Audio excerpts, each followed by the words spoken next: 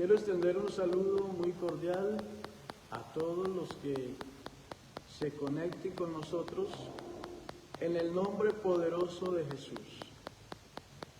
Esta noche tenemos la oportunidad una vez más de compartir un breve mensaje de la palabra de Dios. Esa es nuestra misión, dar a conocer el mensaje de Jesucristo. Y como dije en la transmisión pasada, no predicamos para competir con nadie, predicamos para que las gentes conozcan la verdad de Dios. Esa verdad que nos libera, esa verdad que nos transforma, esa verdad que nos hace realmente libres. Quiero compartirles esta noche una corta meditación de la palabra de Dios y quiero ubicarme en la palabra en el Evangelio de Lucas, el capítulo 12 y el verso 20, que a la letra dice: pero Dios le dijo, necio, esta noche vienen a pedirte tu alma, y lo que has provisto, ¿de quién será? Así es el que hace para sí tesoro, y no es rico para con Dios. Quisiera compartirles un poco sobre la veracidad de la salvación y de la condenación. Cuando se habla de salvación es precisamente porque existe una condenación. Al mundo actual no le agrada oír hablar de la condenación, pero si se habla de salvación es precisamente porque existe la condenación. Si se habla de cielo es porque existe el infierno. Si se habla de Dios, es porque también existe el mal. Así que es importante entender la veracidad, la realidad de la salvación y de la condenación. Y es decisión del hombre escoger el lugar donde quiere pasar su eternidad. Si quiere tener una eternidad de vida con Dios o quiere tener una condenación eterna. Esa es decisión del hombre.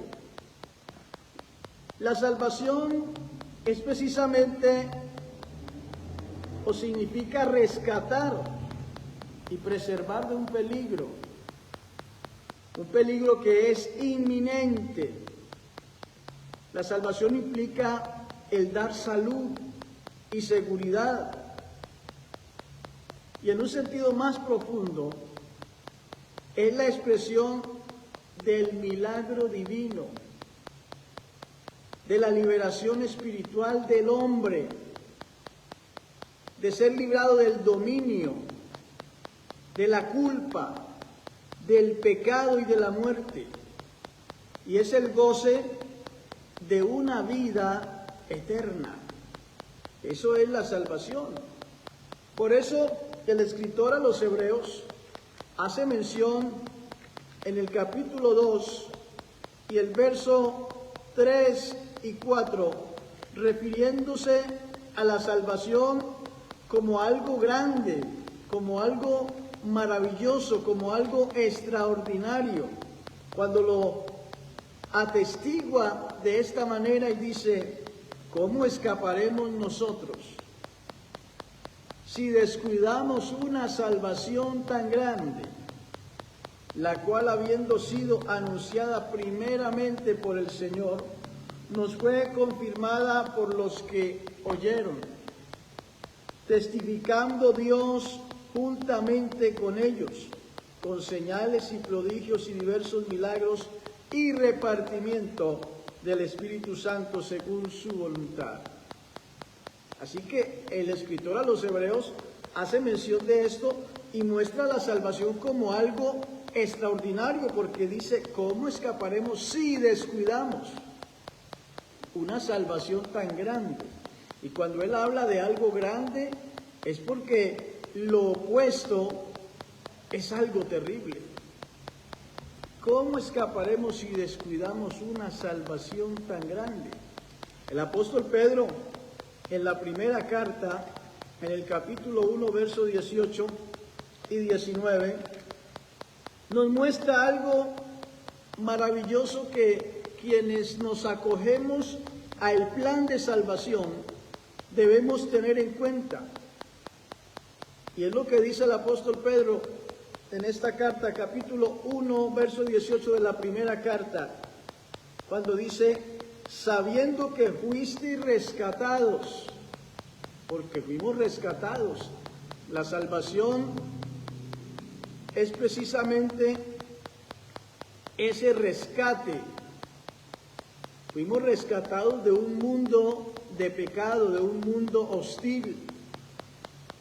Sabiendo que fuisteis rescatados de vuestra vana manera de vivir, la cual recibisteis de vuestros padres, no con cosas corruptibles. Escúcheme, no fuimos rescatados con cosas corruptibles. De nuestros padres heredamos el pecado, una vana manera de vivir. Y no fuimos rescatados con cosas corruptibles como oro o plata, porque no es el tener oro, el tener dinero lo que nos va a salvar.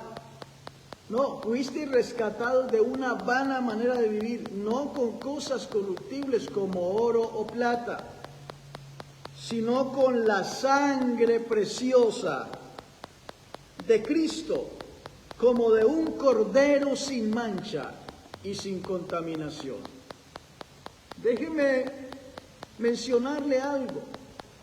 La escritura que tomamos nos muestra precisamente la actitud de un hombre que tenía un campo que le había producido mucho. Tenía demasiado. Así que este hombre, mirando su prosperidad económica, expresa unas palabras y dice, y él pensaba dentro de sí diciendo, ¿qué haré porque no tengo dónde guardar mis frutos? Y dijo, esto haré, derribaré mis graneros y los edificaré mayores, y allí guardaré todos mis frutos y mis bienes. Y diré a mi alma, alma, muchos bienes tienes guardados para muchos años. Repósate, come y bebe. Regocíjate. Ese era el pensamiento de este hombre. Pero escucha una voz que le dice, de Dios. Dios le dijo, necio, esta noche vienen a pedirte tu alma, y lo que has provisto, ¿de quién será?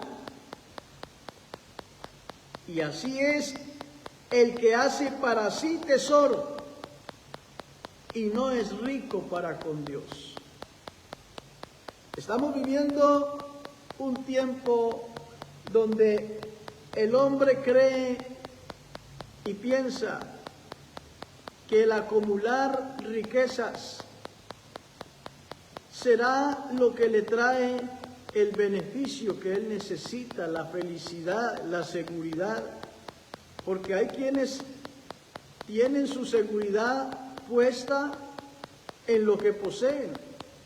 Este hombre se sentía satisfecho porque su campo había producido, había agrandado sus graneros y dijo, alma, siéntate, come y bebe porque muchos bienes tienes. Pero la voz de Dios le dice, necio, esta noche vienen a pedir tu alma, ¿y qué cuenta darás? El hombre no puede salvarse por los bienes, por lo que posee, porque hay una condenación que es eminente. Y la condenación es la sentencia o es la pena que se impone al hombre correspondiente a sus malos actos, alejado de la paz de Dios y cautivo a un tormento. Romanos, el capítulo 5, verso 12 dice: por tanto, como el pecado entró en el mundo por un hombre y por el pecado la muerte pasó a todos los hombres por cuanto todos pecaron. Significa que aquellos que son conscientes de pecado, que tienen conciencia, aquí hay un absoluto para todos los que tienen conciencia, tenemos conciencia, y es que el pecado es lo único que nos separa de Dios. Como el pecado entró por un hombre y por el pecado la muerte, heredamos de nuestros primeros padres el pecado, y la muerte pasó a todos los hombres por cuanto todos pecamos. El apóstol Pablo le escribe a los romanos en el capítulo 3 y el verso 23 y les dice: por cuanto todos pecaron, están destituidos de la gloria de Dios. Así que el hombre puede tener riquezas, puede tener bienes, pero está destituido de la gloria de Dios por causa del pecado. Y es aquí donde cobra vida la salvación. Es aquí donde es interesante hablar de la salvación. Y se necesita oír el llamado, ser obediente para ser librado de lo que vendrá. Por eso Noé en su generación fue obediente al llamado y obedeció a Dios, haciendo un arca donde se salvase él y su familia y todos los que creyeran y obedecieran al mensaje que él les predicaba. Hubo una advertencia y hubo una preparación. No fue sencillamente que llegó la desgracia sin aviso. Noé fue advertido, aun cuando no veía el diluvio. Él preparó el arca donde él y su familia se salvaran. Hoy se predica el Evangelio y se habla de la salvación. Y mucha gente está como en el tiempo de Noé, engreídos en sus cosas, en su pecado, en sus trabajos, en acumular bienes y disfrutar, porque al pecado hoy se le llama disfrute. Estamos como la generación de Noé, pero no vendrá sin advertencia. Así como vino un diluvio y destruyó aquella generación, en este tiempo también vendrá un juicio, porque el diluvio fue un juicio contra el pecado de aquella generación. Así también vendrá un juicio contra esta generación. Y por eso se predica el Evangelio en este tiempo, para que las personas escapen, sean salvas de la eminente condenación que vendrá sobre el hombre por causa del pecado. Muchos están confiando en lo que tienen. Y recuerde que ninguna riqueza material te la puedes llevar. Todo lo que acumules aquí, aquí se queda. Job dijo: desnudo salí del vientre de mi madre y desnudo volveré. Job entendía que nada de lo que aquí se adquiere materialmente nos lo podemos llevar. Pero hay una riqueza que el hombre se lleva después de la muerte, y es el aceptar a Cristo y recibir el plan de salvación. El salmista dijo: porque este Dios es Dios nuestro, eternamente y para siempre. Él nos guiará aún más allá de la muerte. Estimado amigo y hermano, la salvación es rescatar, es preservar de un peligro. Ese peligro eminente. Y como les dije ahora, esto implica el dar salud, dar seguridad, en ese sentido más profundo de la expresión del milagro divino de liberación espiritual que Dios le da al hombre, sacándolo del dominio, de la culpa, del pecado y de la muerte, y dándole un goce eterno. Por eso, hoy te quiero invitar a que pienses un poco en la necesidad de la salvación. Y con esto quiero terminar. Un hombre muy adinerado se llevó a otro y le mostró grandes terrenos donde tenía muchas cabezas de ganado. Y le dijo, ¿ves todo ese valle que hay ahí? Y el hombre le dijo, sí, lo veo. Y el hombre adinerado le dijo, todo eso es mío. ¿Y tú qué tienes? Y el hombre humilde que no tenía dinero le dijo, yo no tengo nada, amigo, realmente no tengo nada. Materialmente no tengo nada. Y el hombre adinerado le dice, oye, has perdido todo tu tiempo, no tienes nada. ¿Qué has hecho en la vida? Luego se lo llevó a la ciudad y le mostró unos hermosos edificios. Y le dijo, ¿ves esos edificios que hay ahí? Esos edificios son míos. ¿Y tú qué tienes? Y el hombre le dijo, yo no tengo ni siquiera una casa propia. Y aquel hombre le dice, oye, tú realmente has perdido todo tu tiempo. No tienes nada, ni un terreno, ni una casa. No has hecho nada en la vida. Luego se lo llevó al mar y le mostró un hermoso yate. Y le dijo, te invito a que demos una vuelta en mi yate. Y se fueron mar adentro. Estando mar adentro, la mar se enfureció a tal punto que el yate trataba de hundirse. Y aquel hombre que tenía tantas cabezas de ganado, tantas propiedades, edificios, y que había hecho tanto en su vida y que era dueño de ese yate, estaba atemorizado y llorando, desesperado. Y el hombre que era humilde y no tenía nada, se queda mirándolo y le dice, oye, ¿sabes nadar? Y aquel hombre le dice, no, no sé nadar, por eso estoy con temor de que voy a morir. Y aquel hombre humilde le dice, oye, si no sabes nadar, has perdido toda tu vida. Y esto nos deja una enseñanza, y es el pensar de que el hombre no es por lo que tiene. Lo que tiene el hombre no lo puede salvar a la hora de la muerte.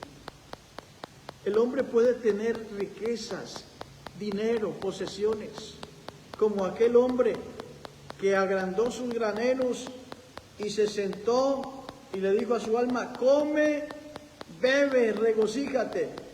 Pero su riqueza no le podía salvar. Por eso el Señor le dijo, necio, esta noche vienen a pedir tu alma y ¿qué cuenta darás? Tú que me escuchas, que estás poniendo tu mirada en acumular riquezas, que estás preocupado por tener algo. Está bien que tengas algo en la vida, pero has descuidado lo más importante, que es tu relación con Dios, la salvación. Esta vida aquí acaba, pero comienza una eternidad, o con Dios o sin Dios. Y somos nosotros los que elegimos el lugar donde vamos a pasar la eternidad. Que no sea como aquel hombre que se sentía orgulloso de lo que tenía, pero le dicen, esta noche vienen a pedir tu alma y qué cuenta darás. Amigo, así como hay un cielo, así como hay un Dios en el cielo, también hay un infierno y hay un ser llamado Satanás que está encargado de llevar al hombre a la condenación a través de darle placeres en esta tierra, disfrutes en la carne, dañar su moral, llevarlo a los sitios más oscuros y más bajos para destruir su alma y llevarlo por una eternidad al infierno. El infierno no fue creado para el hombre. El infierno fue creado para Satanás y sus ángeles caídos. Pero si el hombre va al infierno es porque quiere. ¿Sabes? Jesucristo vino para que el hombre no vaya al infierno. Y Juan escribe en el capítulo 3, el verso 17, dice: porque no envió Dios a su Hijo al mundo para condenar al mundo, sino para que el mundo sea salvo por él.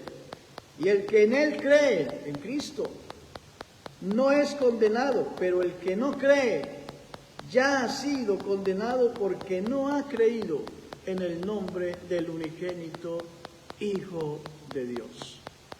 Estimado amigo, te invito a que creas en Cristo. Los que creyeron al mensaje de Noé fueron su familia. El resto de la generación pereció anegada en el agua. Hoy, como en los días de Noé, se predica para que el hombre sea salvo.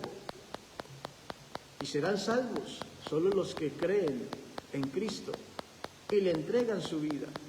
Quienes no, serán condenados por no creer en el nombre del unigénito Hijo de Dios.